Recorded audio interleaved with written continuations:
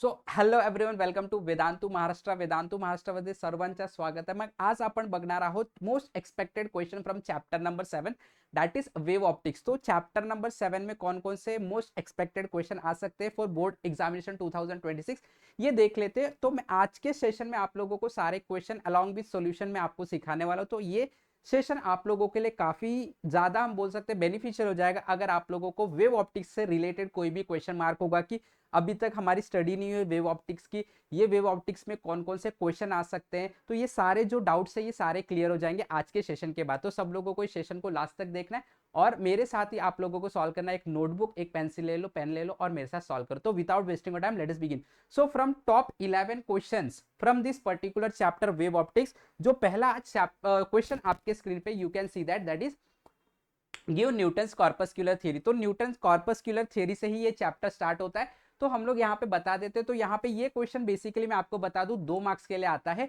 और ये क्वेश्चन आप नोट कर लो, मेरे साथ इसका आंसर लिखते जाओ, ठीक है.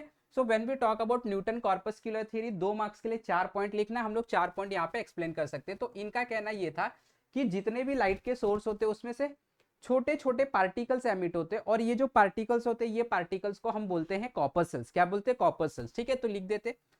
क्या लिखेंगे हम? Every source of light, every source of light emit, क्या करेगा? एमिट करेगा. Emit small particle. क्या एमिट करेगा? Small particle, right, which are called as, इसको हम लोग बोलते हैं कॉर्पस्कल्स. क्या बोलेंगे? कॉर्पस्कल्स. ठीक है. सेकेंड पॉइंट, ये जो कॉर्पस्कल्स होते हैं ये कॉर्पस्कल्स मासलेस होते हैं, इलास्टिक होते हैं, रिजिड होते हैं. ठीक है. तो यहां पे हम लिख देंगे दिस कॉर्पस्कल्स आर, दिस कॉर्पस्कल्स आर, अच्छे से पॉइंट आप लोगों को नोट करना है मेरे साथ, massless, rigid and elastic. Point number 3 में हम लोग ये बता देंगे कि ये जो कॉर्पस्कल्स होता है ये बहुत तेजी से हमेशा आगे की डायरेक्शन में बढ़ते हैं और जब ये मीडियम चेंज करते हैं तो इनका स्पीड जो होता है वो चेंज हो जाता है, राइट. ठीक है. दिस कॉर्पस्कल्स, दिस कॉर्पस्कल्स अच्छे से लिखना है, travels with very high speed, travels with very high speed, very high speed, which changes, जो कि क्या हो जाता है? चेंज हो जाता है. विच चेंजेस, कैसे चेंज होता है? मीडियम के ऊपर डिपेंड करता है, right. Which changes from medium to medium. तो अगर कॉर्पस्कल्स का मीडियम बदलता है तो इसका जो वेलोसिटी होता है ट्रेवल करने का वो भी क्या हो जाता है? चेंज हो जाता है. उसके बाद ये जो कॉर्पस्कल्स होते हैं ये कॉर्पस्कल्स ही, अगर हम बोल सकते हैं लाइट के सोर्स में से निकल रहे तो ये कॉर्पस्कल्स ही लाइट के कलर के लिए रिस्पॉन्सिबल होंगे. और हमने देखा है नेचर में हम लोगों को लाइट के बहुत सारे कलर दिखते हैं. तो ये कलर आते कैसे? तो according to Newton corpuscular theory अलग अलग साइज जो होते हैं कॉर्पस्कल्स के वो हमें बताते हैं कि लाइट जो है वो अलग अलग कलर की हो सकती है, राइट. तो यहाँ पे लिखेंगे different size of the corpuscles, different size of the corpuscles, corpuscles corresponds to different color of light, correspond to different color of light. ये corpuscles theory बता रहा है, ठीक है. different color of light. उसके बाद पॉइंट नंबर फिफ्थ ये बोलता है कि जो भी आप लोगों को चीजें अपने आसपास में दिखता है वो तब दिखता है जब ये कॉर्पस्कल्स आपके रेटिना पे आके गिरता है. तो इसी पॉइंट को हम ऐसे लिख सकते हैं, when these corpuscles, when corpuscles falls on our retina, corpuscles falls on our retina, कहां पे गिरेंगे? ये रेटिना पे. falls on our retina, हमें दिखाई देता है चीजें, we gets a sensation of vision. तो हम लोगों को क्या दिखाई देता है? चीजें दिखाई देती है आसपास की. And this are some of the points related to Newton corpuscular theory. एकदम इजी है. ये 4 पॉइंट आप लोगों को अच्छे से ऐड कर लेना, आप लोगों का 2 मार्क्स रेडी हो गया. क्लियर हो गया सब लोगों को? पक्का? ग्रेट. चलो आगे बढ़ते हैं. टॉप 11 में से सेकंड क्वेश्चन पे देखो क्या है. State Huygens principle explain geometrical construction of spherical wave front. ठीक है, चलो देखते हैं क्या होता है हाइजेंस प्रिंसिपल, क्या होता है. ठीक है, हाइजेंस प्रिंसिपल एक्सप्लेन करने से पहले ये अगर मैं पहले आपको एक्सप्लेन करूं तो ज्यादा अच्छे से क्लियर हो जाएगा. देखो ये देखते हैं, explain geometrical construction of spherical wave front. ठीक है, तो अभी देखो यहां पे इसको मैं एक्सप्लेन करता हूं. यहां पे हम लोग क्या करने वाले, थोड़ा सा डिवाइड कर देता हूं मैं. ठीक है, यहां पे मैं लिख देता हूं ज्योमेट्रिकल कंस्ट्रक्शन. ज्योमेट्रिकल, ध्यान से देखो एकदम सिंपल है ये. ज्योमेट्रिकल कंस्ट्रक्शन, किसका कंस्ट्रक्शन हमें करना है? हम लोगों को करना है geometrical construction of spherical wave front का हम लोगों को कंस्ट्रक्शन करना है. ठीक है, सब लोग ध्यान से देखो एकदम सिंपल है. थोड़ी सी ज्योमेट्री है, तो आप लोगों को थोड़ा ज्योमेट्रिकल इंस्ट्रूमेंट जो है वो लेके बैठना है, ठीक है। चलो मान के चलो आप लोगों के पास एक लाइट का सोर्स है, ठीक है। हम लोग ने बोल दिया कि भाई ये एक हमारे पास लाइट का सोर्स है एस, क्लियर। तो ये लाइट के सोर्स से होगा क्या, जरा ध्यान देना। ये लाइट के सोर्स से सबसे पहले मैं आपको बता दूं, इसके अंदर से एक वेव फ्रंट निकलेगा। क्या निकलेगा? वेव फ्रंट निकलेगा, ठीक है। तो देखो ये वेव फ्रंट को मैं बनाऊंगा कैसे। ये वेव फ्रंट को बनाने के लिए नहीं, मेरे को हाथ से बनाना पड़ेगा। चलो ठीक है, ये वेव फ्रंट को बना, देखो यहां से लाइट सारे पॉसिबल डायरेक्शन में स्प्रेड होगा, ठीक है। ये एक पॉइंट सोर्स है, कैसा सोर्स है? एक पॉइंट सोर्स है, ठीक है, एस पे।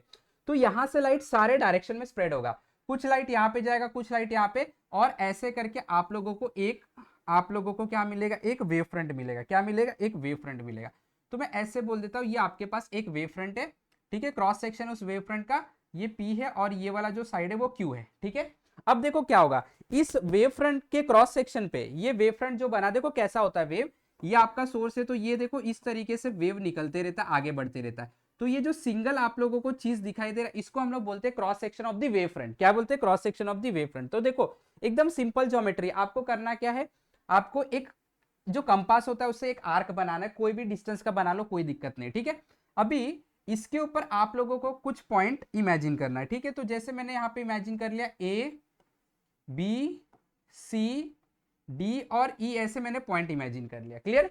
अभी जो ये हर एक पॉइंट आपको दिख रहा है, पी क्यू जो आपको दिख रहा है वेव फ्रंट, इसके ऊपर हर एक पॉइंट जो है ये क्या करेगा, ये अपने आप को सोर्स मान के ये अपनी खुद की वेव्स जनरेट करेगा, ठीक है। और वेव्स अगर ये जो वेव्स जनरेट कर रहा है वो लाइट है, वो लाइट का जो स्पीड है, सारे पॉइंट से जो लाइट निकलेगा, वेव निकलेगा, सबका स्पीड सेम रहेगा।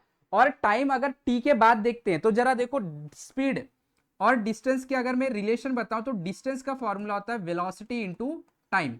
मान के चलो सारे पॉइंट से जो लाइट निकल रहा है उसका स्पीड सी है, और टी टाइम के बाद देख रहे हैं, तो वो डिस्टेंस कितना कवर करेंगे? Speed into time, C T distance cover करेंगे, राइट है। तो देखो कुछ समय के बाद सी वेलोसिटी से चलने के बाद टी टाइम के बाद यहां पे पहुंच रहा है, ये सी वेलोसिटी से चल के टी टाइम के बाद यहां पहुंचेगा, ये सी वेलोसिटी से चल के टी टाइम के बाद यहां पे पहुंचेगा, ये भी यहां पे और ये भी यहां पे।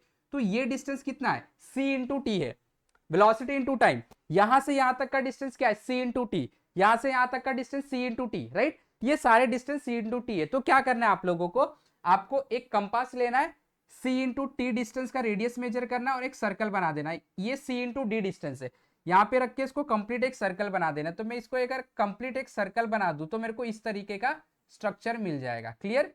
ये इस तरीके का मेरे को स्ट्रक्चर मिल जाएगा, ये क्लियर। जहां पे ये जो डिस्टेंस आपको दिखाई दे रहा है, मैं अभी तो प्रॉपर ज्योमेट्री नहीं बनाया हूं, बट आप लोगों को समझना, ये जो डिस्टेंस है, ये डिस्टेंस एग्जैक्टली कितना होगा? सीटी के बराबर होगा। कितना होगा? सीटी के बराबर होगा। तो यहाँ पे मैं बता देता हूं, ये ए पॉइंट है आपका, ये बी पॉइंट है, ये सी पॉइंट है, ये डी पॉइंट है, और ये वाला पॉइंट ई पॉइंट है। ये वाला डिस्टेंस कितना है? सी इंटू टी है। कितना डिस्टेंस है? सी इंटू टी। मतलब ये जो आप लोगों को वेव फ्रंट मिला, इसका रेडियस सी इंटू टी है, क्लियर। अब आपको जितना भी वेव फ्रंट मिला है आगे का, यानी कि इसको वेवलेट्स भी बोल सकते हैं, ये सारे वेवलेट्स को एक कॉमन टेंजेंट बना दो। क्या बना दो? Common tangent. देखो इसको, ये सारे वेवलेट्स को मैं एक कॉमन टेंजेंट बना रहा हूं। ये जो मैंने कॉमन टेंजेंट बनाया, ये आप लोगों को अगला वेव फ्रंट मिल गया, और यही इसी को बोला जाता है स्पेरिकल वेव फ्रंट। और इसी तरीके से ये आगे बढ़ते जाएगा, इसी को क्या बोलते हैं? स्पेरिकल वेव फ्रंट बोलते हैं। चलो इसके बारे में अभी लिख देते हैं, ठीक है। देखो इसके बारे में क्या लिखूंगा मैं, consider a point source S. देखो ये पॉइंट सोर्स है S, right. Point source S which emits a wave front in forward direction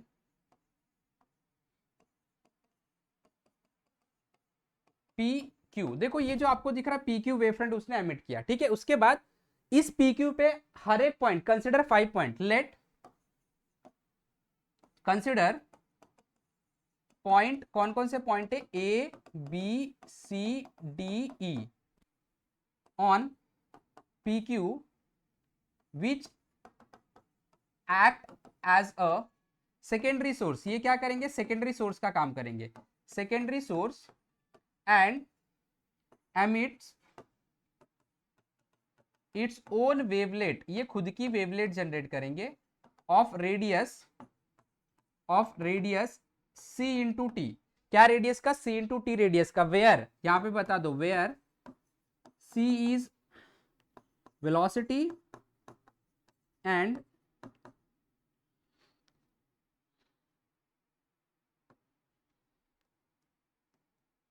t is time.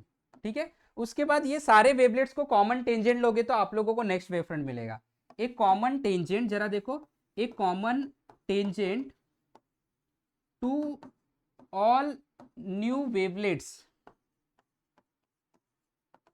Give next wave front, कौन सा, p डैश q डैश, दिख रहा है ना, p dash q dash, और ये रहा आप लोगों का कंस्ट्रक्शन। ठीक है, चलो अभी प्रिंसिपल लिख लेते। हाइजेंस का प्रिंसिपल क्या है, देखो हाइजेंस का प्रिंसिपल यही है भाई, क्या, कि जितने भी लाइट के सोर्स हैं, सारे लाइट के सोर्स अपने आप को सेकेंडरी सोर्स मान के ये क्या करते हैं, पॉसिबल डायरेक्शन के अंदर वेव को सेंड कर देते हैं। देखो जरा ध्यान से देखना, point number 1, every source of light act as a secondary source, act as a, अपने आप को सेकेंडरी सोर्स मान लेते, act as a secondary source, right, act as a secondary source मान लेते, चाहे कोई भी लाइट का सोर्स है, आपके पास कैंडल है, टॉर्च है, कोई भी, अपने आप को एक सोर्स मानेंगे और पॉसिबल डायरेक्शन में वेव को सेंड कर देंगे, and send a wave in possible direction, in possible direction. अब देखो क्या था, ये तो वही था, ये आपके पास एक सोर्स है, इसने पॉसिबल डायरेक्शन में वेव भेज दिया। अब क्या होता है, फिर हमने देखा ये जो वेव भेजा, इसका हर एक पॉइंट क्या करता है, अपने आप को सोर्स मान के ये अपनी खुद की वेवलेट्स जनरेट करता है। तो पॉइंट नंबर 2 में ये लिखेंगे, ऑल पॉइंट्स, जितने भी पॉइंट्स है इसके ऊपर, ऑल दी पॉइंट्स, जरा देखो, all the point on this newly form wave front, जो न्यूली फॉर्म वेव फ्रंट है ये जो बनाया, on this newly formed wave front act as a source and generate, खुद की वेवलेट जनरेट करेंगे, जनरेट इट्स ओन वेवलेट, खुद की वेवलेट जनरेट कर लेंगे। ठीक है, और फिर ये जो वेवलेट जनरेट हुआ उसका कॉमन टेंजेंट दे दो आप, अगला वेव फ्रंट मिल जाएगा, राइट। तो यहां पे लिखूंगा मैं एक कॉमन टेंजेंट, क्या लिखूंगा मैं, एक कॉमन टेंजेंट, राइट, एक common tangent to all this wavelet, to all these wavelets gives next wave front, क्या दे देगा आपको, नेक्स्ट वेव फ्रंट, और इसी को बोला जाता है हाइजेंस प्रिंसिपल। क्लियर हो गया सब लोग को, तो स्टेट हाइजेंस प्रिंसिपल, ये 3 पॉइंट हो गया, और explain geometrical construction of spherical wave front, spherical wave front कैसे बनाते उसका हम लोग ने ज्योमेट्री भी सीख लिया, उसको एक्सप्लेन कर दिया। तो this is your final answer for this particular question. तो यहाँ पे हम लोग ने 2 क्वेश्चन क्लियर कर लिया। क्लियर हो गया सब लोग को, अच्छे से प्रैक्टिस कर लेना, कुछ भी नहीं, एकदम सिंपल। अब हम लोग बढ़ते हैं क्वेश्चन नंबर 3 की तरफ। ठीक है, क्या है देखो, explain refraction of light at a plane surface using Huygens principle. अब यहाँ पे आपको ध्यान देना है, यहाँ पे आपको रिफ्रैक्शन कैसे होता है ज्योमेट्री से और as well as mathematical expression से बताना होगा ऑन ए प्लेन सरफेस। ठीक है, तो रिफ्रैक्शन बताना, ये ध्यान रखना है। चलो देखो ध्यान से, तो यहाँ पे आपको वेव के फॉर्म में बताना पड़ेगा। तो मैंने बोला मान के चलो ये आपके पास प्लेन सरफेस है, कैसा सरफेस है, प्लेन सरफेस है। ठीक है, अब प्लेन सरफेस है तो हम लोग ऐसे कंसिडर कर लेते कि लाइट बहुत दूर से आ रही है। देखो अभी मैं आपको बता दूं, अगर आपके पास पॉइंट सोर्स है तो हमेशा जो वेव फ्रंट होता है देखो ऐसा होता है, इसको बोलते हैं स्पेरिकल वेव फ्रंट। क्या बोलते हैं, स्पेरिकल वेव फ्रंट। तो जब लाइट बहुत दूर जा रही है, देखो अगर यही दूर जाते रहेगा, बहुत दूर जाते रहेगा, तो धीरे धीरे देखो क्या हो गया, ये स्ट्रेट हो गया ना, इसको बोलते हैं प्लेन वेव फ्रंट। देखो ये जो आपको दिख रहा है इसको बोलते हैं प्लेन वेव फ्रंट। क्या बोलते हैं, प्लेन वेव फ्रंट। ये सब क्या है, स्पेरिकल वेव फ्रंट। तो जब लाइट बहुत दूर से आती है तो वो हमेशा प्लेन वेव फ्रंट की तरह दिखती है, ऐसी दिखती है, नॉट लाइक दिस। अगर पास में है तो ऐसा दिखेगा, अगर दूर से आ रहा है लाइट तो ऐसा हो जाता है, इसको बोलते हैं प्लेन वेव फ्रंट। ठीक है, तो अभी मैं मान के चलता हूं कि लाइट हमारा जो इस सरफेस पे आके गिर रहा है, जिसका रिफ्रैक्शन होना है, वो एक प्लेन वेव फ्रंट है। कैसा वेव फ्रंट है, प्लेन वेव फ्रंट। ठीक है, तो जरा देखो ध्यान से, मैं एक प्लेन वेव फ्रंट बनाते हैं, उसके लिए पहले मैं क्या करूंगा, मैं 2 रेफरेंस लूंगा, ये एक रेफरेंस लिया मैंने और एक रेफरेंस ये ले लिया मैंने। ठीक है, अब देखो मैं प्लेन वेव फ्रंट बना रहा हूं, तो मैंने बोला ये मेरे पास एक प्लेन वेव फ्रंट है, ऐसे लाइट क्या हो रही है, आ रही है, कौन से फॉर्म में आ रहा है लाइट, प्लेन वेव फ्रंट के फॉर्म में। देखो लाइट क्या है, प्लेन वेव फ्रंट के फॉर्म में दूर से आ रहा है, यहाँ पे कहीं सोर्स है और ये सोर्स से लाइट प्लेन वेव फ्रंट के फॉर्म में दूर से आ रहा है। इतना बात समझ में आ रहा है, ठीक है, चलो ओके। अभी इसके बाद क्या होगा उसको समझो जरा। जब ये वाला जो वेव फ्रंट है ये वाला, इसका ये वाला हिस्सा जब इस सरफेस पे आके टकराएगा, ऑब्वियसली रिफ्रैक्शन हो रहा है, तो ये सरफेस कैसा होगा, ट्रांसपेरेंट सरफेस होगा, राइट। तो जब यहां पे आके गिरेगा तो ये वाला पॉइंट तो यहीं पे पहुंचा होगा, राइट। अच्छा, अब देखो यहां पे मीडियम चेंज हो रहा है, ये तो मीडियम अलग है ना, ट्रांसपेरेंट मीडियम है। तो ये मीडियम में जब लाइट एंटर कर रहा है, मान के चलो ये आप लोगों का रेयरर मीडियम एयर है, ये ग्लास या तो वाटर, चलो ग्लास बोल देता हूं, यानी कि डेंसर मीडियम है। तो लाइट जब मीडियम में आता है, दूसरे मीडियम में आता है, जब चेंज करता है मीडियम, तो लाइट का वेलोसिटी चेंज हो जाता है, राइट। और अगर लाइट का वेलोसिटी चेंज होगा तो ध्यान रखना, मान के चलो यहां पे लाइट का वेलोसिटी v1 है और यहां पे लाइट का वेलोसिटी कितना है, v2। इस मीडियम में लाइट का वेलोसिटी कितना है, v2। तो देखो क्या होगा, डेंसर मीडियम में लाइट का स्पीड कम हो जाता है, कैसा हो जाता है, कम हो जाता है। तो देखो जब अगले सेकंड में ये वाला जो वेव है जब यहां पे होगा, तो ये वाला वेव देखो यहीं पे होगा, सही बात है, ये स्लो चलेगा, स्पीड कम हो गया। अगले सेकंड में जब ये वेव यहां पे पहुंचेगा तो ये वाला यहां पे पहुंचेगा, जब ये यहां पे पहुंचेगा तो ये वाला वेव यहां पे होगा, फिर ये यहां पे पहुंचेगा तो ये वाला वेव यहां पे होगा।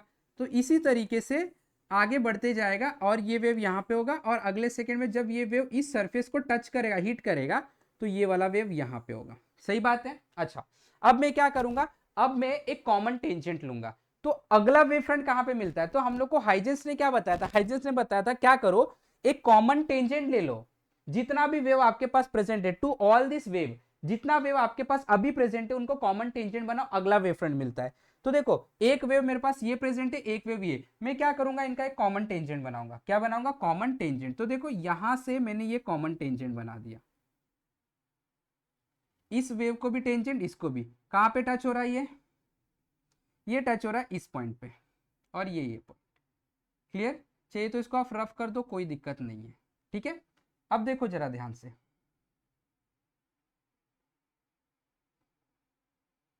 इसको आगे बढ़ा लो, इसको भी आगे बढ़ा लो, देखो ये ऐसे आ गया,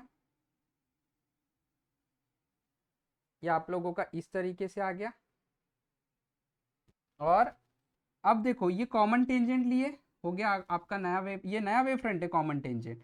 उसके बाद ये वही सेम प्लेन वेव फ्रंट के फॉर्म में जाएगा, और अगर आप देखोगे तो आप लोग को दिखाई देगा कि रिफ्रैक्शन लाइट का हो गया, ये लाइट आया था इंसिडेंट रे, ये देखो रिफ्रैक्ट होके जा रहा है, बेंड हुआ क्या, नहीं लाइट हुआ ना बेंड, इसी को बोलते हैं रिफ्रैक्शन ऑफ लाइट। अब देखो यहां से यहां तक का जो डिस्टेंस है, मान के चलो कि भाई ये वाला जो पॉइंट है इसको नाम दे देते, चलो ये खास पॉइंट है हमारे लिए, तो इसके सारे को पॉइंट नाम दे, कुछ नाम दे देते। तो ये ए हो गया, ये वाला पॉइंट आपका बी हो गया, ये वाला पॉइंट सी हो गया, और ये वाला जो पॉइंट है ये डी हो गया, मान के चलो।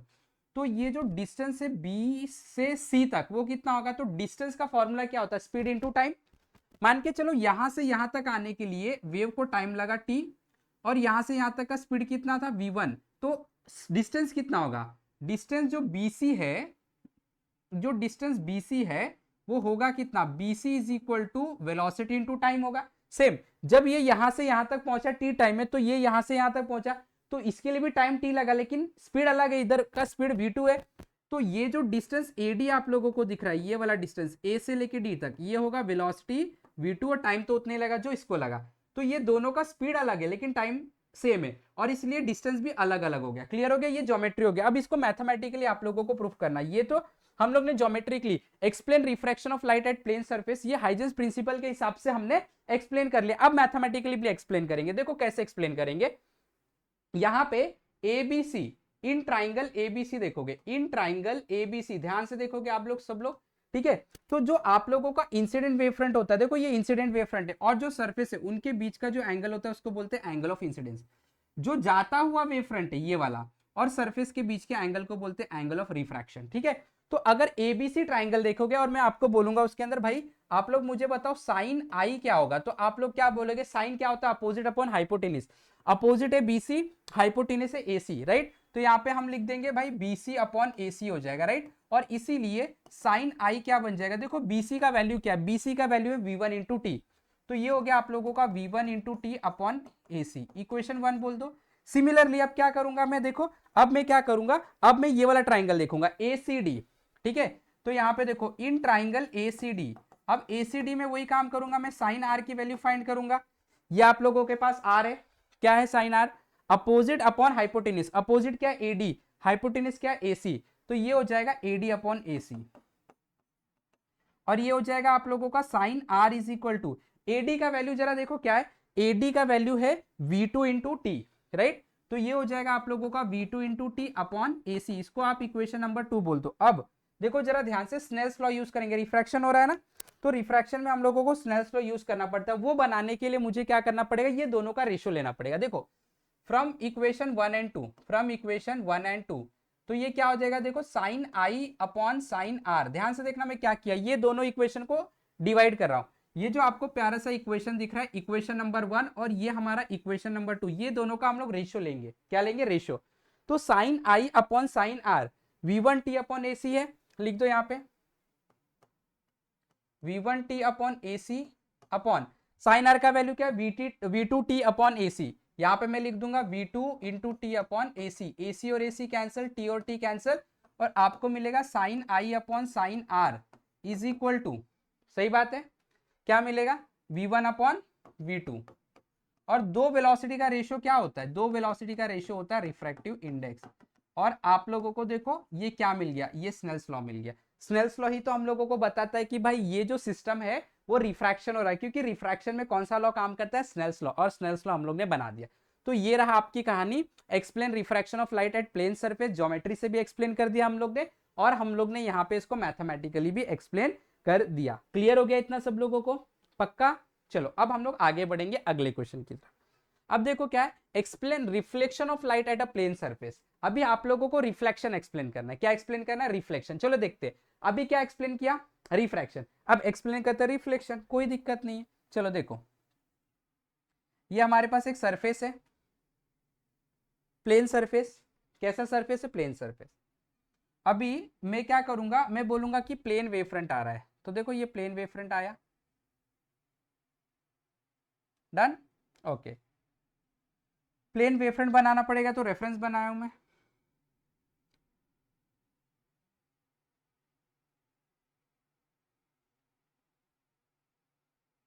ठीक है, ये प्लेन वेव फ्रंट आप लोगों का बहुत दूर से आ रहा है। अब देखो जरा ध्यान से, अब ये वाला जो पॉइंट है, यहां पे लाइट आके गिर रहा है, और एक लाइट इस पॉइंट तक पहुंचा हुआ है, ठीक है, डन। ये आप लोगों का इंसिडेंट रे, ये आता हुआ रे, कैसा रे, ये इंसिडेंट रे। क्लियर है, सबको दिख रहा है, यस, ठीक है। अब देखो जरा ध्यान से, अब ये वाला सरफेस आपका ट्रांसपेरेंट नहीं, रिफ्लेक्शन हो रहा है। रिफ्लेक्शन में सरफेस कभी ट्रांसपेरेंट होता ही नहीं है, कैसा होता है, ओपेक होता है, यानी कि लाइट को आगे नहीं जाने देगा। तो अगले सेकंड में होगा क्या, देखो अगले सेकंड में होगा ये कि ये वाला लाइट ऐसे आगे बढ़ेगा, और ये वाला लाइट इधर आगे बढ़ेगा, फिर ये वाला लाइट इधर आगे बढ़ेगा, ये वाला स्पीड सेम रहेगा, क्योंकि इन लोग का मीडियम चेंज नहीं हुआ, इसका स्पीड और इसका स्पीड सेम रहेगा।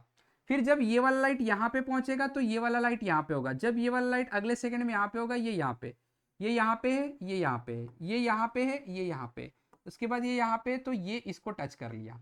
तो जब ये वाला लाइट इसको टच कर रहा है इस पॉइंट पे, उस टाइम पे ये वाला लाइट देखो यहाँ पे पूरे जगह पे है, तो हम क्या करेंगे, ये वाला लाइट सिर्फ यहां पे बनाएंगे, और ये वाला लाइट यहां पे। अब मैं सबको मिटा देता हूं, क्या करोगे आप, जरा देखो ध्यान से,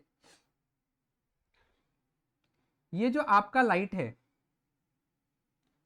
मैं तो वेव के फॉर्म में बताया, बट अभी स्ट्रेट समझो इसको, ज्योमेट्री से प्रूफ कर रहे हैं ना, ज्योमेट्री में स्ट्रेट लिया, ठीक है। जब यहां से लाइट यहां पे पहुंचा, ये वेव, जब यहां से वेव यहां पे पहुंचा, उस टाइम पे ये वाला वेव कहां पे पहुंचा था, यहां पे। स्पीड तो सेम है, टाइम भी सेम था, इसके लिए डिस्टेंस सेम ट्रेवल होगा, इसलिए क्या करो, यहां पे कंपास रखो, ये वाला मेजरमेंट लो, यहां पे रख, देखो फिर से ये वाला मेजरमेंट लो, यहां पे रखो, एक आर्क बना दो, क्या बना दो, आर्क। तो जब मैं यहां पे एक आर्क बनाऊंगा, देखो ये मेजरमेंट लूंगा, यहां पे रखूंगा, यहां पे एक आर्क बना दो, ये मेरे को आर्क मिलेगा, राइट। ये आपका लाइट पूरा यहां से लेके यहां तक था, तो ये वाला डिस्टेंस और ये वाला डिस्टेंस कैसा होगा, सेम होगा, कैसा होगा, सेम होगा, राइट। क्लियर है, फिर से ये डिस्टेंस लेना, बिकॉज यहां से जब लाइट यहां पे पहुंचा, तो ये लाइट यहां से पूरा यहां पे था, तो डिस्टेंस तो सेम है, तो ये वाला यहां पे रखो, एक आर्क बना दो। तो मैंने क्या किया, एक आर्क बना दी। अब क्या होता है, हाइजेंस का प्रिंसिपल याद करो, हाइजेंस ने बोला था कि भाई जो आपके पास प्रेजेंट वेवलेट्स होती हैं उनको कॉमन टेंजेंट ले लो। मेरे पास एक प्रेजेंट वेवलेट्स ये है, और इसकी वेवलेट्स ये वाला है, तो दोनों को मैं क्या करूंगा, एक कॉमन टेंजेंट लूंगा। तो देखो ये मैंने कॉमन टेंजेंट ले लिया, ये मैंने कॉमन टेंजेंट ले लिया। क्लियर। अब कॉमन टेंजेंट कहाँ पे टच कर रहा है, देखो इस पॉइंट पे टच कर रहा है। तो अब यहां से मैं क्या करूंगा, एक लाइन बनाऊंगा इधर जाता हुआ, इधर से भी एक लाइन बनाऊंगा इसको पैरेलल, और मैं बोलूंगा कि भाई साहब देखो मेरा जो लाइट है वो रिफ्लेक्ट हो चुका है, जो मेरा लाइट है वो रिफ्लेक्ट हो चुका है। देखो क्या लाइट मेरा रिफ्लेक्ट हो चुका है, बिल्कुल हो चुका है मेरा लाइट रिफ्लेक्ट। ये लाइट आया और ये मेरा लाइट रिफ्लेक्ट हो गया। आया बात समझ में। चलो अब देखो नाम दे दो, पॉइंट ए बी सी और ये जो पॉइंट है इसको हम बोल देंगे point D.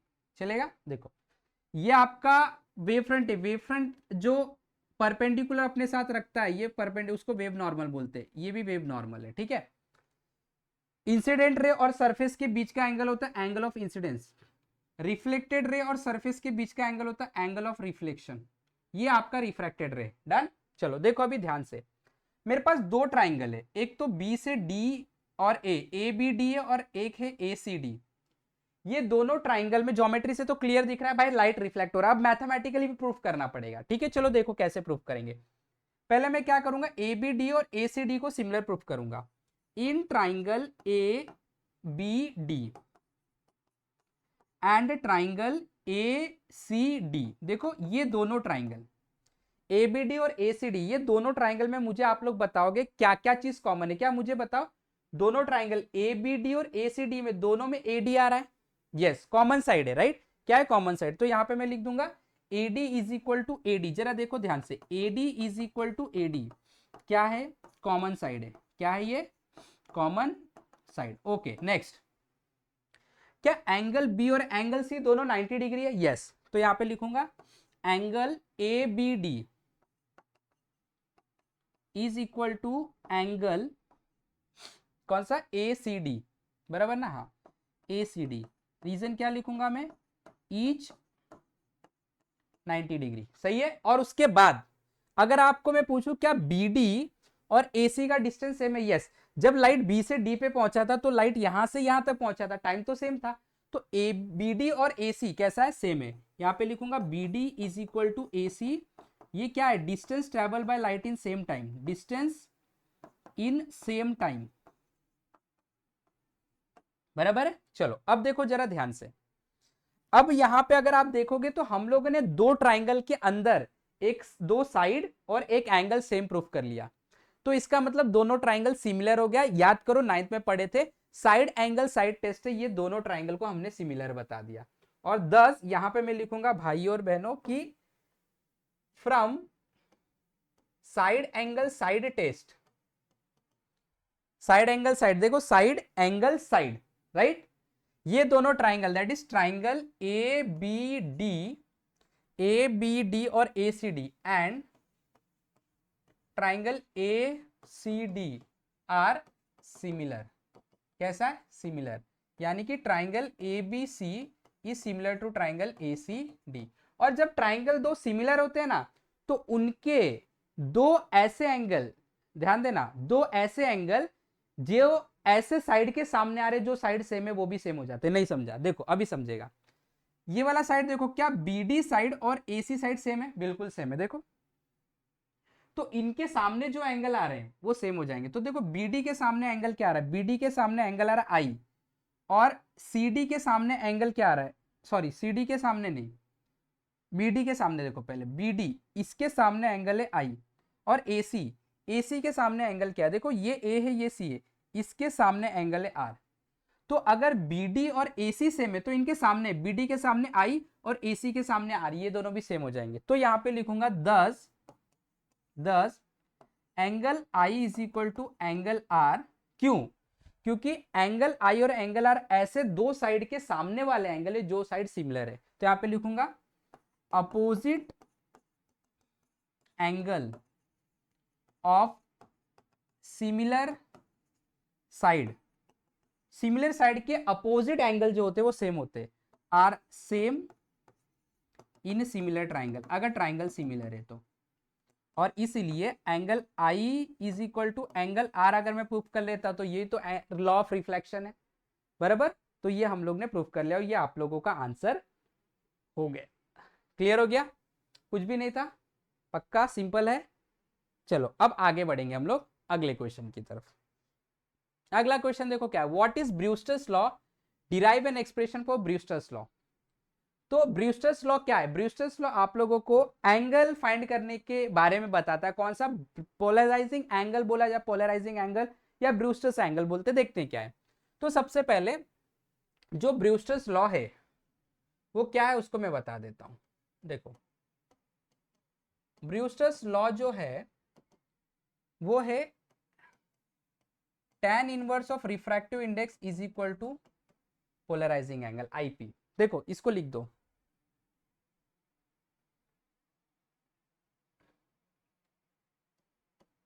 The tangent angle of tangent, लिखता हूं द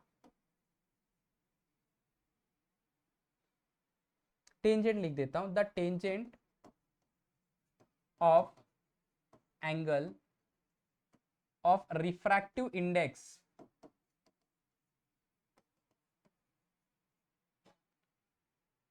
टेंजेंट है ना किसका, रिफ्रैक्टिव इंडेक्स किसके बराबर होता है, polarising angle, is always equal to polarising angle, इसी को हम बोलते हैं ब्रूस्टर्स लॉ। ठीक है, इसको प्रूफ करना है, ये चीज को आपको प्रूफ करना है।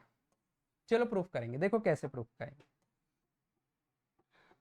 अब मैं आपको पहले बता दूं कि ये पोलराइजेशन का मेथड है। तो क्या होता है देखो जरा ध्यान से, ये जो अनपोलराइज लाइट आ रहा है, जब ये अनपोलराइज लाइट आके एक सरफेस पे गिरता है, प्लेन सरफेस पे, तो कुछ पार्ट रिफ्लेक्ट हो जाता है, कुछ पार्ट रिफ्रैक्ट हो जाता है। ठीक है, बट आप अगर एंगल ऑफ इंसिडेंस जो है उसको चेंज करते जाओगे तो एक ऐसा समय आता है जब रिफ्लेक्टेड रे और रिफ्रैक्टेड रे के बीच का एंगल 90 डिग्री हो जाता है। कितना हो जाता है, 90 डिग्री।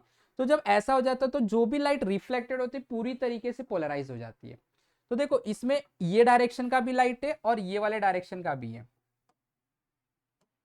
देखो ऐसे भी लाइट है और ये वाला भी लाइट दिख रहा है, आपको दिख रहा है ना, इसमें सारे डायरेक्शन के लाइट है, यानी अनपोलराइज लाइट है। तो एक पर्टिकुलर एंगल पे सेट किया जहां पे ये रिफ्लेक्टेड और रिफ्रैक्टेड रे के बीच का एंगल 90 डिग्री हो गया, देखो 90 डिग्री। तो जो रिफ्लेक्टेड रे है पूरी तरीके से पोलराइज हो गया। देखो अब इसके पास सिर्फ यही डायरेक्शन का वाइब्रेशंस बचे हैं, ये वाले डायरेक्शन के वाइब्रेशन खत्म हो गए। तो हम बोलेंगे यहाँ पे क्या हो गया, पोलराइजेशन हो गया। तो देखो ड्यूरिंग पोलराइजेशन, जब पोलराइजेशन होता है, ड्यूरिंग पोलराइजेशन, ठीक है, रिफ्लेक्टेड रे, कौन सा, रिफ्लेक्टेड रे एंड रिफ्रैक्टेड रे, रिफ्रैक्टेड रे जो होता है becomes perpendicular to each other. कैसे हो जाते हैं, परपेंडिकुलर हो जाते हैं टू ईच अदर। देखो ये दोनों परपेंडिकुलर हो जाते हैं। ठीक है, तो देखो उस टाइम पे यहां पे जो एंगल होता है उसको आप बोलते हो थीटा बी, ब्रूस्टर्स एंगल, या तो फिर आईपी बोलोगे, पोलराइजिंग एंगल, कोई दिक्कत नहीं, कोई भी नाम ले सकते हो। अच्छा मुझे आप लोग बताओगे क्या एंगल ऑफ इंसिडेंस और एंगल ऑफ रिफ्लेक्शन सेम होता है, बिल्कुल होता है। तो ये भी आईपी हो गया। अब ये आईपी है, ये 90 डिग्री, और ये क्या होगा, ये तो होगा एंगल ऑफ रिफ्रैक्शन। ये रिफ्रैक्टेड रे दिख रहा है ना सबको, नहीं दिख रहा है, दूसरा कलर लेता हूं। ये क्या एंगल ऑफ रिफ्रैक्शन, अब दिख रहा है, हाँ अब दिख रहा है, ये एंगल ऑफ रिफ्रैक्शन है। अब मुझे बताओ ये आईपी एंगल, ये 90 और ये थीटा आर, ये तीनों को अगर मैं ऐड करूं तो क्या मुझे 180 मिलेगा, यस मिलेगा, राइट। तो देखो अब ध्यान से देखना, फ्रॉम डायग्राम क्या मुझे बताओ, IP plus 90 degree plus theta R is equal to, ध्यान देना, चलो इसको थीटा बी ही बोल देता हूं मैं, ठीक है, इसको थीटा बी बोलता, आईपी नहीं, क्योंकि यहाँ पे भी थीटा के टर्म में लिखा है ना, तो थीटा बी ठीक है। ये थीटा बी तो ये भी थीटा बी, आई और आर सेम होता reflection. Theta B plus 90 plus theta R कितना हो जाएगा, 180 डिग्री। अब क्या करता हूं मैं, थीटा आर को यहाँ पे रहने देता हूं, तो theta R is equal to, ये उधर चला जाएगा, तो 180 माइनस 90, ये उधर जाएगा, माइनस ये भी माइनस हो जाएगा, थीटा बी हो जाएगा। सो थीटा आर की वैल्यू क्या हो जाएगा, 180 माइनस 90 90 माइनस थीटा बी। ठीक है, चलो इसको मैं यहाँ पे इक्वेशन नंबर 1 बोल के रख देता हूँ, चलेगा। अब देखो आगे देखो, अब मुझे बताओगे स्नेल्स लॉ जो है वो क्या है। यहाँ पे रिफ्रैक्शन हो रहा है ना फ्रॉम ये वाला, फ्रॉम स्नेल्स लॉ। देखो ध्यान से, स्नेल्स लॉ क्या बोलता है, sine of angle of incidence upon sine of angle of refraction is equal to refractive index. तो sine of angle of incidence हमारा है क्या, एंगल ऑफ इंसिडेंस देखो क्या है, थीटा बी है, लिख दो यहाँ पे theta B upon sine R की वैल्यू क्या है, देखो साइन आर क्या है 90 माइनस, या तो आप यहां पे देख लो रिफ्रैक्शन क्या थीटा आर है, लिख दो थीटा आर। तो ये क्या हो जाएगा sine theta B upon sine theta R की वैल्यू क्या है, थीटा आर की वैल्यू 90 माइनस थीटा बी, लिख दो।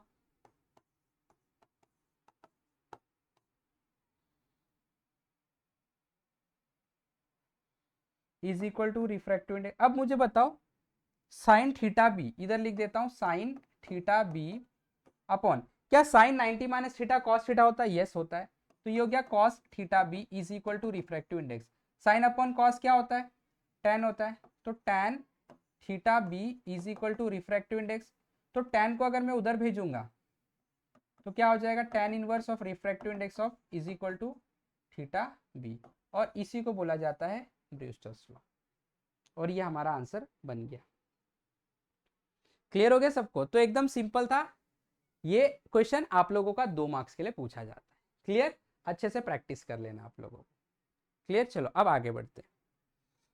अगला देखो क्या है, define interference of light and state any 4 condition. आप लोगों को इंटरफेरेंस डिफाइन करना और 4 कंडीशन बताना है to obtain steady state interference pattern.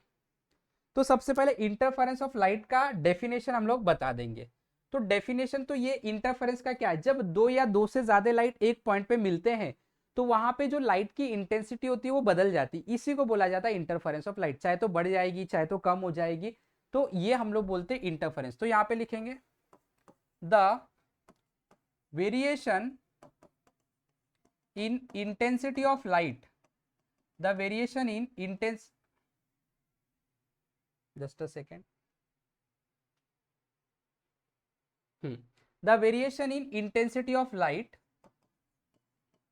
produced at a point, कहां पे मिलेगा, किसी एक पॉइंट पे, produce at a point, produce at a point, किसकी वजह से, जब 2 या 2 से ज्यादा लाइट आके मिलेंगे। जब 2 या 2 से ज्यादा लाइट किसी पॉइंट पे आके मिलते तो उसको क्या बोलते हैं, सुपरपोजिशन, राइट।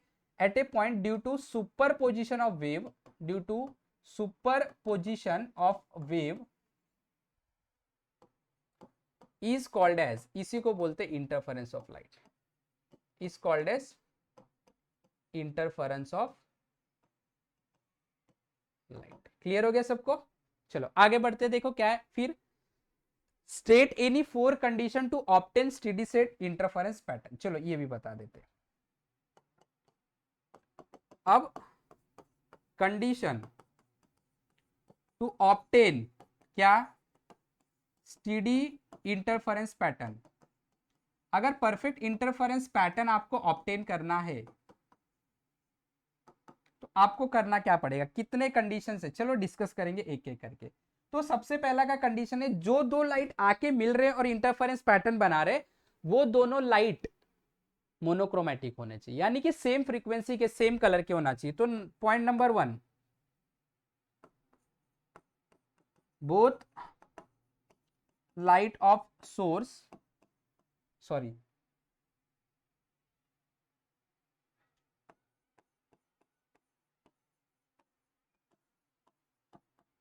मस्ट बी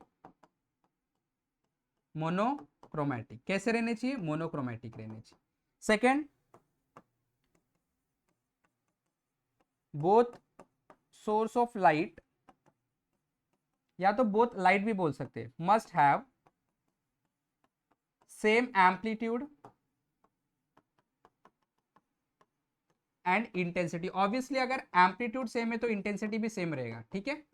उसके बाद दोनों लाइट जो है वो कोहेरेंट सोर्स से निकलने चाहिए, source of light must be coherent, source of light must be coherent. उसके बाद जो आपका जो स्लिट है, जो 2 ओपनिंग है जो सोर्स का काम कर रहा है, वो दोनों ओपनिंग के बीच का डिस्टेंस बहुत कम होना चाहिए, the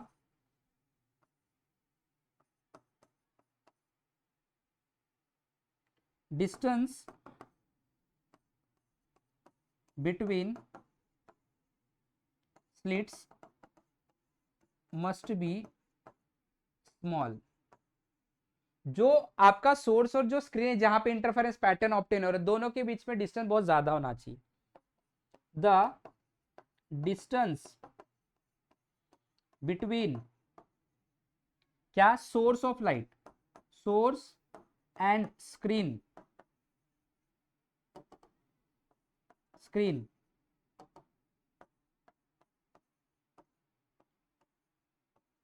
must be as long as possible. कैसा होना चाहिए? लॉन्ग एज पॉसिबल होना चाहिए। और ये रहा आप लोगों का condition for obtaining interference pattern. I hope सब लोगों को बात समझ में आ गया। 2 मार्क्स का क्वेश्चन है, फटाक से हम लोगों ने इस क्वेश्चन को भी बना लिया। क्लियर है सबको? कोई दिक्कत नहीं। चलो आगे बढ़ेंगे अगले क्वेश्चन की तरफ। अगला क्वेश्चन क्या है देखो, ये 4 मार्क्स का क्वेश्चन बनता है। सेक्शन डी 4 मार्क्स का, बहुत इंपॉर्टेंट डेरिवेशन है, ध्यान से देखोगे। नोटबुक ओपन कर लेना, एक्टिव हो जाना, जो जैसे जैसे मैं बता रहा हूँ वैसे वैसे आप लोगों को करना है। पहले क्वेश्चन नोट कर लो फटाक से, derive an expression for Young's double slit experiment. फटाफट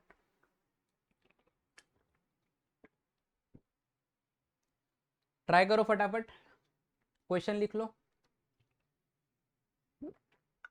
derive an expression for Young's double slit experiment.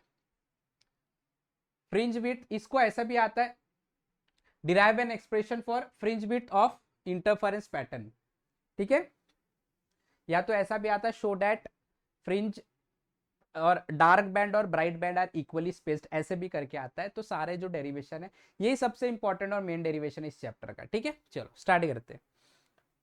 तो सबसे पहले आप लोगों को यहां पे क्या करना है, 2 लाइट का स्लिट बनाना है। स्लिट मतलब ओपनिंग। तो ये मैंने 2 ओपनिंग बना दिया, एक ये एक ये। ठीक है, ये जो ओपनिंग आपको दिखाई दे रहा है ये ऐसे कर देता हूँ, यहाँ पे ऐसे कर देता हूँ, करने की जरूरत नहीं। ये आप लोगों का S1 सोर्स होगा, ये आपका S2 सोर्स होगा। ठीक है, और यहाँ पे आपका एक मेन सोर्स होगा, पॉइंट सोर्स, जिससे वेव आके यहाँ पे 2 ओपनिंग है तो 2 नए सोर्स बन जाएंगे। ठीक है, ये दोनों सोर्स के बीच का जो डिस्टेंस है वो D होगा। ठीक है, अब यहाँ पे मैं एक स्क्रीन रखने वाला हूं।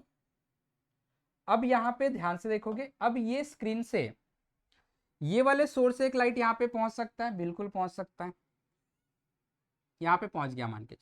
और ये वाले सोर्स से भी एक लाइट यहाँ पे पहुंच सकता है। अब देखो 2 लाइट एक ही पॉइंट पे मिल रहा है तो वहां पे क्या बनेगा, इंटरफेरेंस पैटर्न बनेगा। तो यहाँ पे इंटरफेरेंस पैटर्न बनेगा, और ये वाला पॉइंट जो इसको बोल देते हैं पॉइंट पी, जहां पे लाइट आके मिल रहा है। डन। चलो अभी यहाँ पे मैं कंस्ट्रक्शन करूंगा, यहां से लेके यहां तक एक कंस्ट्रक्शन करूंगा, यहां से यहां तक भी एक कंस्ट्रक्शन किया मैंने, और ये दोनों के बीच से भी एक कंस्ट्रक्शन कर दिया मैंने। इस वाले पॉइंट को मैं नाम दूंगा O, और मैं बोलूंगा P से लेके O तक का जो डिस्टेंस है कुछ x है। चलो कोई दिक्कत नहीं, x कितना है, x। इतना बात समझ में आया? ये ज्योमेट्री बना रहे अभी। उसके बाद इस पॉइंट को नाम मैं दूंगा M, इसको नाम दूंगा N। क्लियर? अब देखो ये दोनों के बीच का डिस्टेंस स्मॉल d है। तो अगर मैं आप लोगों को पूछूं कि मुझे बताओ भाई ये वाला डिस्टेंस क्या होगा, तो क्या आप लोग बोलोगे सर d/2 होगा? बिल्कुल सही होगा। और अगर मैं बोलूंगा ये वाला डिस्टेंस क्या है, ये भी तो d का आधा ही होगा, म्हणजे d/2। ठीक है, हा आपला 1 number diagram, geometry for Young's double slit experiment. ठीक है, एकदम सिंपल। अच्छा एक चीज रह गया, वो भी बता देते हैं। जो सोर्स और स्क्रीन के बीच का डिस्टेंस होगा, देखो ये सोर्स है और ये स्क्रीन है, इनके बीच में जो डिस्टेंस होगा इसको हम लोग बोलेंगे कैपिटल D, और ये आपका ज्योमेट्री हो गया। ठीक है, चलो अब इसको प्रूफ कैसे करेंगे। ठीक है, देखो इसको पहले बता दो, consider monochromatic source of light. ये है मोनोक्रोमैटिक सोर्स, यहां पे 2 सोर्स है, making 2 source S1 and S2 from where, जहां से from where light forms interference pattern at point P. ठीक है, जो दो सोर्स के बीच का पॉइंट ओ होता है वो हमेशा सेंट्रल ब्राइट होता है। Let O is the central bright, P पे इंटरफेरेंस हो गया है और सब आपने यहाँ पे बता दिया, इससे ज्यादा लिखने की कोई जरूरत नहीं। चलो अब देखो ध्यान से, अब इसके ज्योमेट्री पे आएंगे।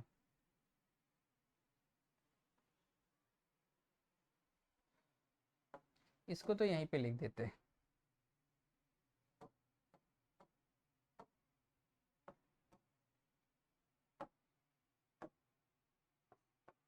द सेंट्रल, ऐसे अपने वर्ड्स में डिस्क्राइब कर दो। ये मैंने बहुत छोटा डिस्क्रिप्शन दिया बट आप लोगों को सारे डिस्क्रिप्शन देने, ठीक है, जितना दिख रहा है। अब देखो ध्यान से, मुझे ये वाले पॉइंट जो P है यहाँ पे ब्राइट बना या डार्क ये पता करना है, उसके लिए मुझे पाथ डिफरेंस निकालना पड़ेगा, यानी कि जो दो लाइट वहां पे पहुंच रहे हैं वो दोनों लाइट के वेवलेंथ का डिफरेंस। तो इस लाइट का लेंथ ये, इस लाइट का लेंथ ये, दोनों का अगर डिफरेंस निकालूंगा तो मुझे पता चल जाएगा पॉइंट P ब्राइट है या डार्क है। अगर डिफरेंस इवन मल्टीपल आता है λ/2 का तो ब्राइट होता है, ऑड मल्टीपल आता है तो डार्क होता है। सही बात है, चलो देखते हैं। तो डिफरेंस निकालने के लिए मुझे पाइथागोरस यूज करना पड़ेगा। देखो बाय पाइथागोरस, ध्यान देना यहीं से स्टार्ट करना आपको थी डेरिवेशन। बाय, मेरे साथ करो, बाय पाइथागोरस इन ट्राइंगल। देखो S2MP, इन ट्राइंगल S2MP में आपको पाइथागोरस लगाना है। सब लोग फटाफट मेरे साथ ये करते रहो, ठीक है।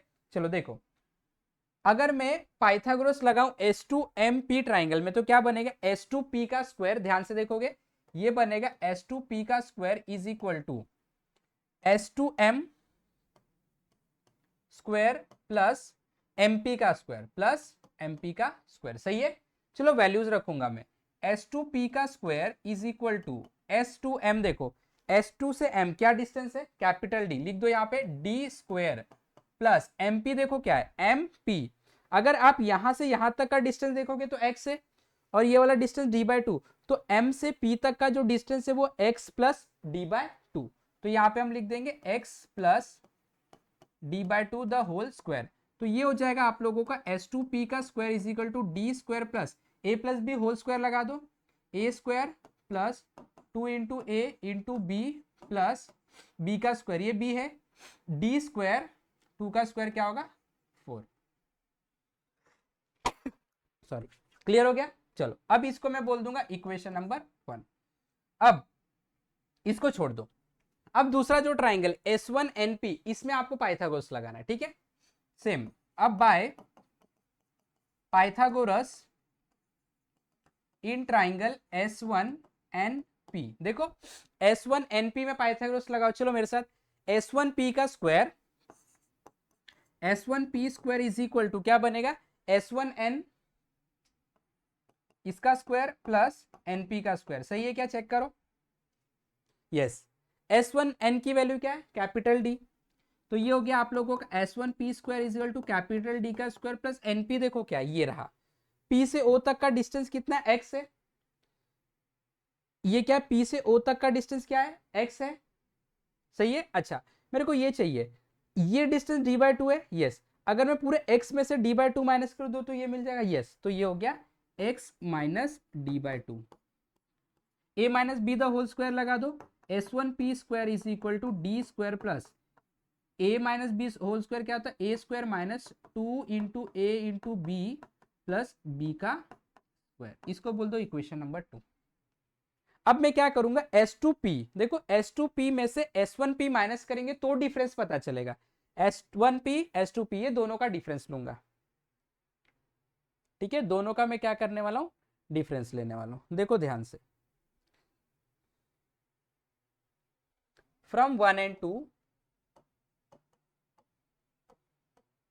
अगर मैं S2P square minus S1P square करता हूं, मतलब S2P में से S1P को माइनस करता हूं, S2P देखो है क्या, D square plus x square plus 2x D/2 plus D square upon 4, ठीक है, लिख दो is equal to D square plus x square plus 2x into D/2 plus D square upon 4। चलो देख लो, D square plus x square plus 2x d/2 plus d/4। ठीक है, देखो इधर कैपिटल डी आएगा ना, नहीं एक बार मैं देख लूँ, small D, x square D square plus x square plus 2x d/2 plus D square upon 4। ठीक है, चलो देखो ये 2 और 2 कैंसिल, अरे यार, अरे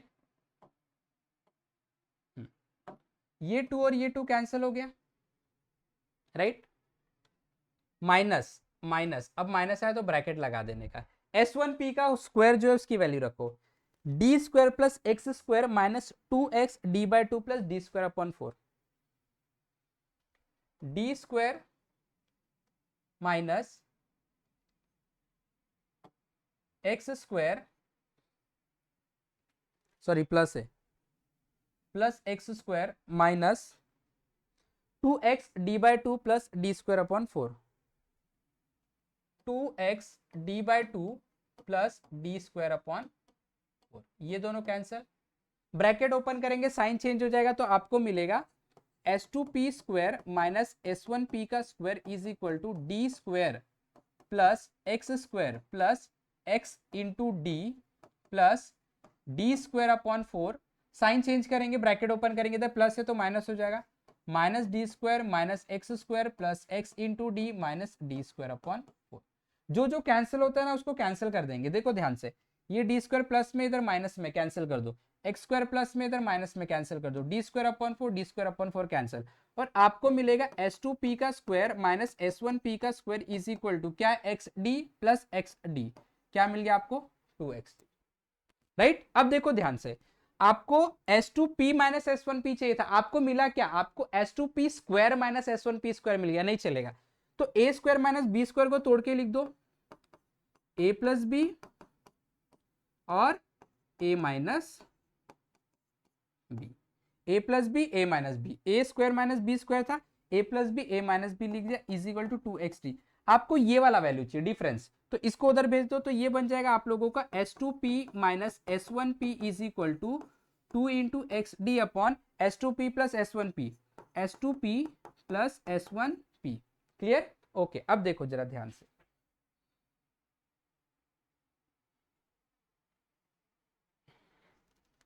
देखो अभी s2p माइनस s1p को हम लोग पाथ डिफरेंस डेल्टा x बोलते हैं, क्या बोलते हैं, पाथ डिफरेंस। देखो क्या है, s2p ये लेंथ है, s1p ये लेंथ है, दोनों वेव का लेंथ है, वेव के लेंथ के डिफरेंस को पाथ डिफरेंस बोलते हैं डेल्टा x, तो मैंने डिनोट कर दिया डेल्टा x से, is equal to 2 into x into D upon s2p को देखो, s2p, तो अब क्या होता है, s2p का डिस्टेंस इसके बराबर तो है नहीं, लेकिन इसके नियरली इक्वल ले सकते, कैपिटल डी है ना। तो देखो रियलिटी में क्या होता है, ये दोनों सोर्स बहुत पास में होते हैं और सोर्स से स्क्रीन बहुत दूर होता है। देखो ये यहाँ पे स्क्रीन मान के चलो, तो ये पॉइंट पी इधर है, ये और ये वाला डिस्टेंस कितना है डी, तो ये डिस्टेंस डी के नियरली इक्वल है। मैं नहीं बोल रहा हूँ कि सेम है, बट इसके ये वाला डिस्टेंस नियरली इक्वल होता है। तो रियलिटी में ये स्क्रीन पास में नहीं होता है, स्क्रीन बहुत दूर होता है, तभी तो इंटरफेरेंस पैटर्न परफेक्ट निकलेगा, राइट। तो आप क्या बोल सकते हो कि ये जो s2p और s1p है ये इसके नियरली इक्वल है बोल सकते हो, तो इसको आप d बोल सकते हो और इसको भी आप d बोल सकते हैं, s1p को यहां पे लिखोगे आप s2p is equal to s1p is nearly equal,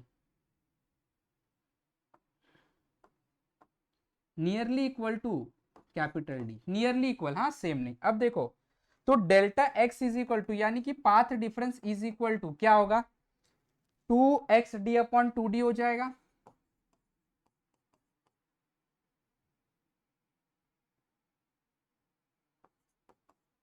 to cancel, और आपको पाथ डिफरेंस मिलेगा x into D upon capital D. अब देखो पाथ डिफरेंस तो मिल गया, इसको मैं बोलूंगा a। पाथ डिफरेंस से ही पता चलता है कि भाई जो पॉइंट है जहां पे लाइट मिली थी वो ब्राइट है या डार्क, लेकिन पता तो नहीं चला मुझे, तो एक्स डी अपॉन डी आ गया। कैसे पता चलता है, अगर पाथ डिफरेंस इवन मल्टीपल है λ/2 का तो पॉइंट ब्राइट होता है, ऑड मल्टीपल है तो डार्क, बट यहाँ पे तो मुझे पता ही नहीं चल रहा है ऑड है या इवन है, तो मैं क्या करूंगा, खुद से कंसिडर करूंगा। अब देखो ध्यान से देखना, लेट पॉइंट P जो है जहां पे लाइट मिला था इज अ ब्राइट पॉइंट। कैसा पॉइंट है वो? ब्राइट पॉइंट है। ये जो पॉइंट है आपका P ये ब्राइट है, मान लिया। अगर ये ब्राइट होगा तो ये जो डिफरेंस है लेंथ का, पाथ डिफरेंस, देयरफॉर इसीलिए अगर वो ब्राइट है तो कंडीशन के हिसाब से जो पाथ डिफरेंस होना चाहिए वो होना चाहिए इवन। इवन मतलब 2n, इवन मतलब 2n। देखो इधर 1 रखोगे 2 1 2, 2 रखोगे तो 4 मिलेगा, 3 रखोगे तो 6 मिलेगा, इवन मिल रहा है। तो ये हो गया even multiple of lambda by 2, 2 2 cancel हो गया, और डेल्टा एक्स क्या मिला? n into lambda. Clear?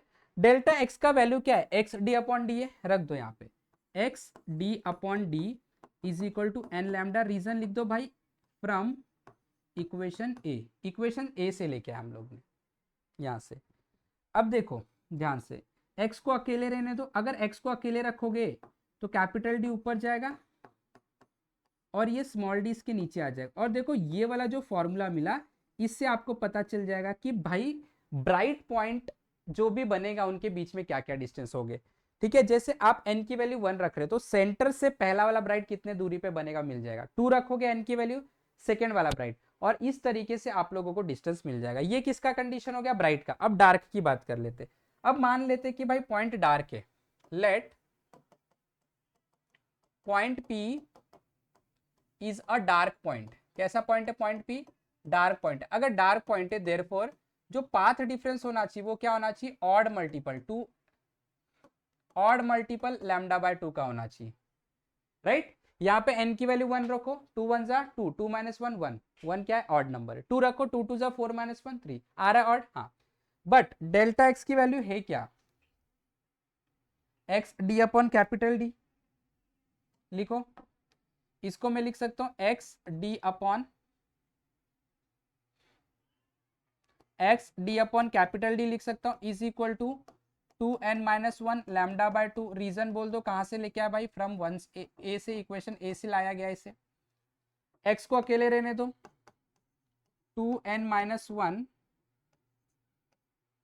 Lambda by 2, ये d इधर आके मल्टीप्लाई होगा, ये d इधर आके डिवाइड, और इस फॉर्मूले से आपको डार्क का डिस्टेंस मिल जाएगा। अगर n की वैल्यू 1 रखोगे तो पता चलेगा सेंटर से पहला डार्क कितना दूर बनेगा। अगर 2 रखोगे तो सेकंड वाला पता चलेगा, 3 रखोगे थर्ड वाला। इस तरीके से आप कोई भी बैंड का डिस्टेंस सेंटर ब्राइट से निकाल सकते हैं। And this is what we called as Young's double slit experiment.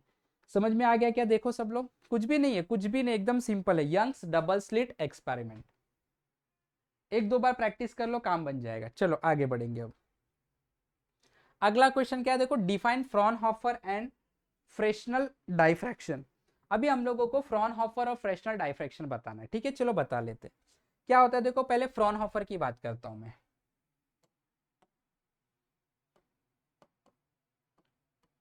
Fraunhofer diffraction.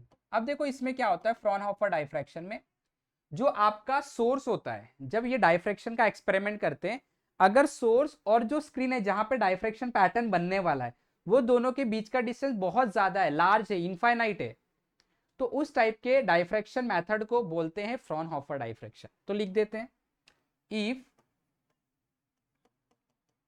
Distance between source of light and screen on which diffraction pattern is made, on which diffraction pattern is obtained, बोलो, are very large, ideal case में infinite बोलूंगा, then diffraction is called as, diffraction को क्या बोलूंगा मैं? called as Fraunhofer diffraction. क्या बोलेंगे हम इसे? Fraunhofer diffraction. क्लियर हुआ? अब क्या है फ्रेशनल? अब इसका उल्टा कर दो,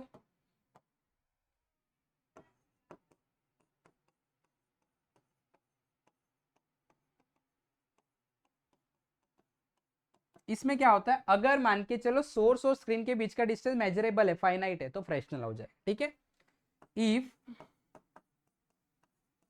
distance between,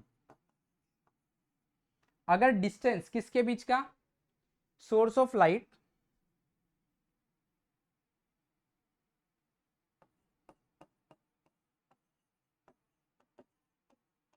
and screen used for diffraction pattern is finite small, then diffraction is called as, जो diffraction होगा, diffraction is called as, क्या बोलोगे आप, फ्रेशनल diffraction। इसमें आप एक पॉइंट ऐड कर सकते हैं, जो फ्रॉनहोफर डायफ्रैक्शन होता है ना, लाइट, अब देखो मैंने क्या बोला, स्क्रीन और सोर्स बहुत दूर है, तो जब सोर्स से लाइट स्क्रीन पे आएगा तो कैसा आएगा, प्लेन वेव फ्रंट के फॉर्म में आएगा, राइट। तो यहाँ पे लिख सकते हैं हम लोग, light can be considered as plane wave front. ये तो पास में है, तो स्पेरिकल या सिलेंड्रिकल,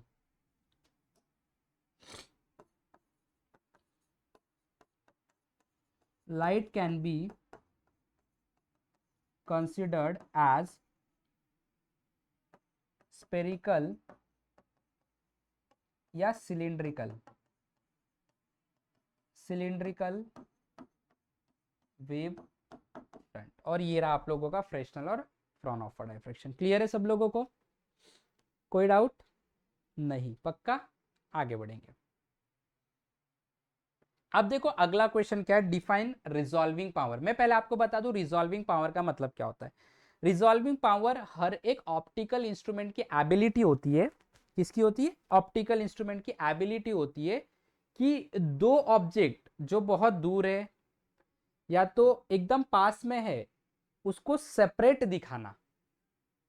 जैसे आप एक जगह पे खड़े हो, वहां से एक दूर पेड़ है वो देख रहे हो, तो उसमें आपको मैं बोलूं कि लीफ काउंट कर लो, नहीं कर पाओगे। क्यों, क्योंकि कुछ लीफ आपको एक के पीछे एक होगा वो दिखेगा नहीं, आपको लगेगा एक ही लीफ है, ये एक लीफ है, ये एक लीफ है, तो आपको दो है, यहाँ पे आपको क्या लगेगा, एक ही है।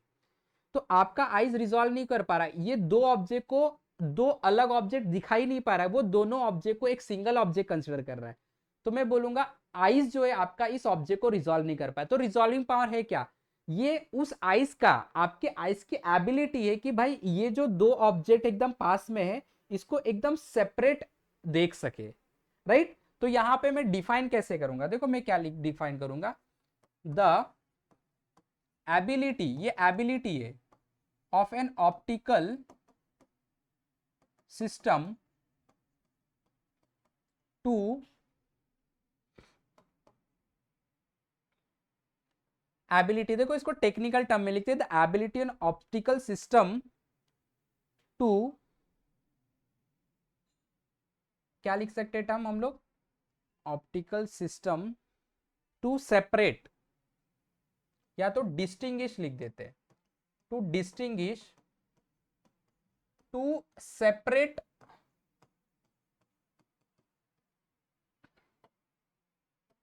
To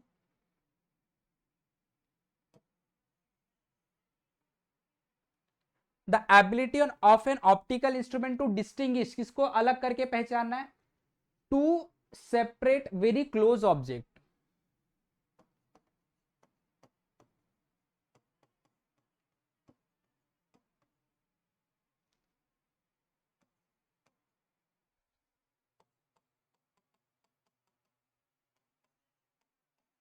as to distinct object,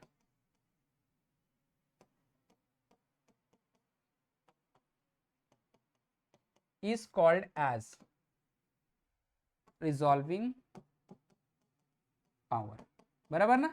अब देखो परफेक्ट टेक्निकल डेफिनेशन बैठ रहा है, the ability of an optical system to distinguish two very close separate object, दो बहुत क्लोज अलग अलग ऑब्जेक्ट है, इनको अलग दिखा सके, right. Object as to distinct object, दो अलग ऑब्जेक्ट दिखाई दे रहा है, तो इसी को बोलते हैं रिजॉल्विंग पावर।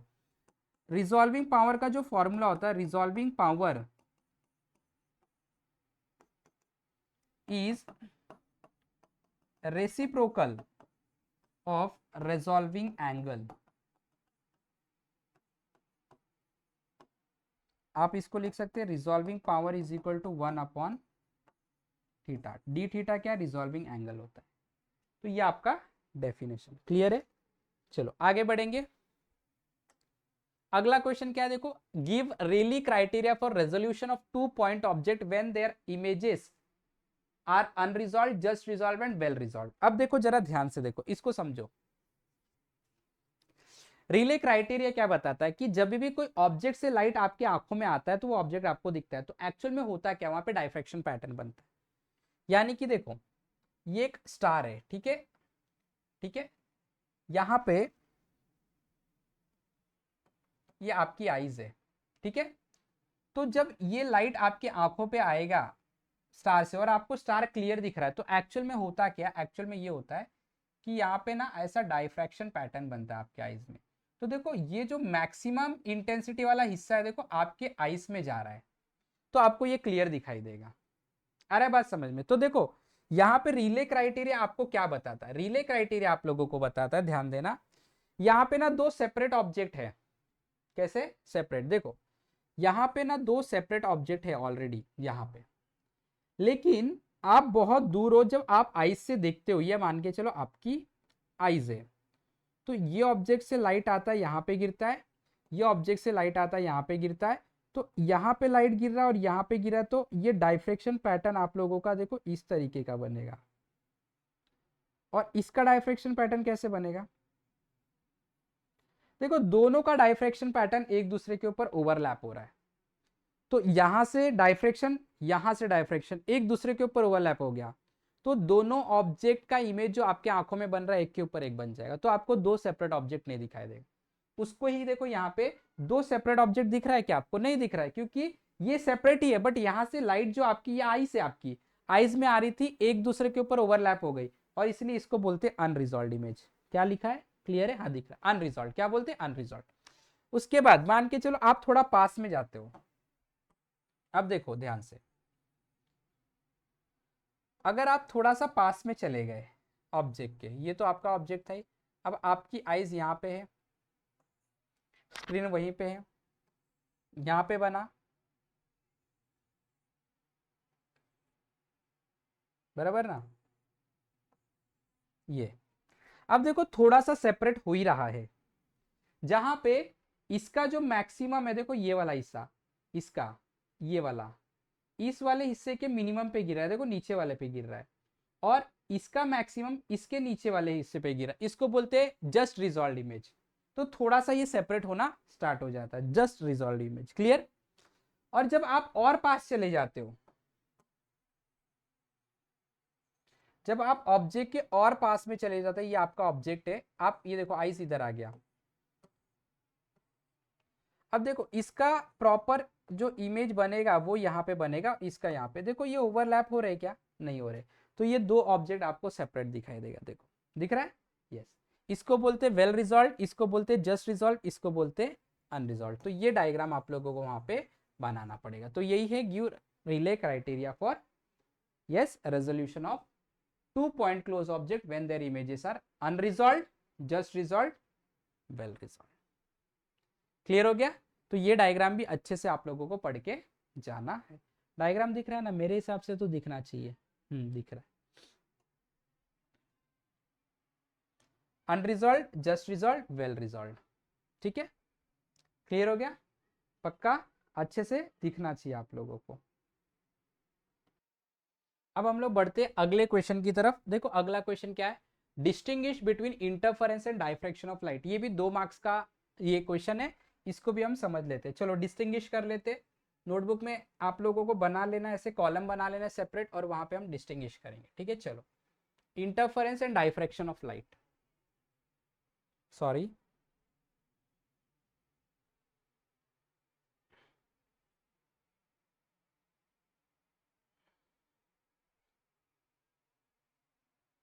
यहाँ पे मैं लिख देता हूं, इंटरफेरेंस की बात कर रहे हैं हम लोग।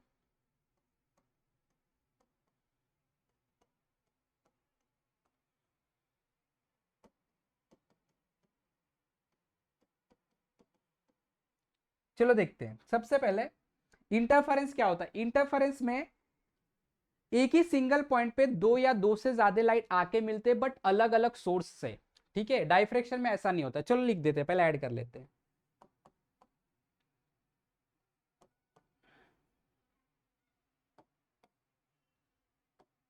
इंटरफेरेंस यहां पे लिख देता हूं मैं, interference is due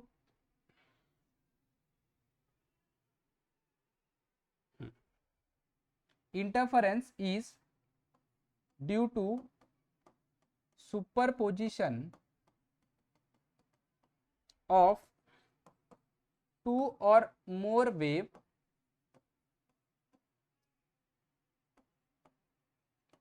from different source at a point, right। लेकिन डायफ्रेक्शन में ऐसा नहीं होता। डायफ्रेक्शन में एक ही पॉइंट पे बहुत सारे लाइट सोर्स आ रहे बट एक ही वेवफ्रंट के अलग अलग जगह से आ रहे। इसमें अलग अलग वेवफ्रंट से ही आते from source at a point. यहां पे क्या होता है, diffraction is due to superposition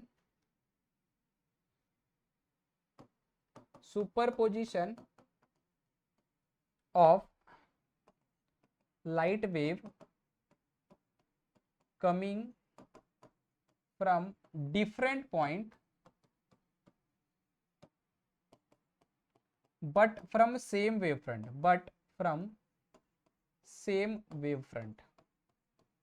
या तो वेव बोल सकते हो। क्लियर। उसके बाद जो इंटरफेरेंस होता है,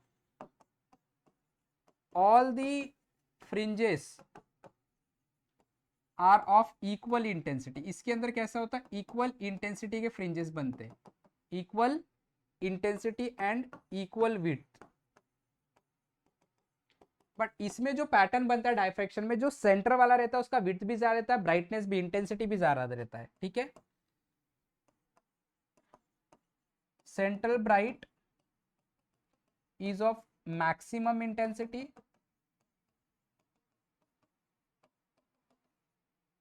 and width, and the intensity and width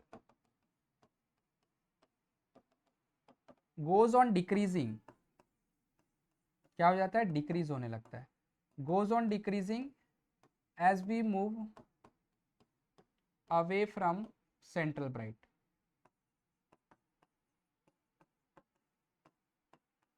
clear हुआ।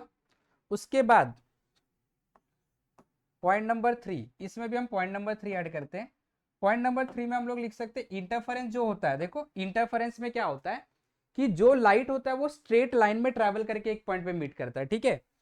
All the light travels in a straight line and meet at a point. इसमें क्या होता है, बेंडिंग होता है। Light bends at an edge, या तो obstacle, and spread in a region, spread हो जाता है to form diffraction, to form diffraction. इसमें इंटेंसिटी जीरो हो सकता है बट उसमें इंटेंसिटी जीरो नहीं हो सकता है। Intensity can be zero but इसमें कभी जीरो इंटेंसिटी नहीं होता है। Intensity can not be zero.